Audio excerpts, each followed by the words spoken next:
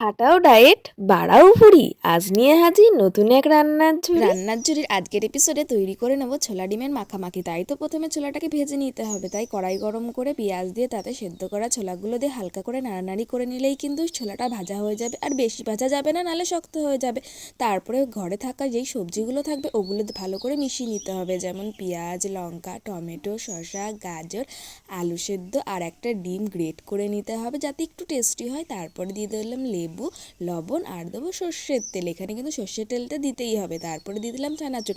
এবার এই উপকরণগুলো ভালো করে একসাথে মাখিয়ে নিলেই কিন্তু আজকের আমাদের রেসিপি রেডি। তারপরে গার্নিশিংয়ের জন্য ওপরে একটা ডিম গ্রেট করে নিলাম। তারপরে কি দেখতে কেমন লাগছে অবশ্যই কিন্তু কমেন্ট করে জানাবেন। আর খেতে কেমন হয়েছে চলুন ভাইকে দিয়ে একটু টেস্ট করিয়েই নিয়ে যাক।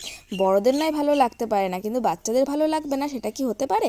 তো বাচ্চাদের যখন ভালো লেগেছে বড়দের তো অবশ্যই ভালো লাগবে। তো আজকের ভিডিওটা এখানে শেষ করছি। নতুন কোনো ভিডিওর সাথে আবার দেখা হবে। টাটা।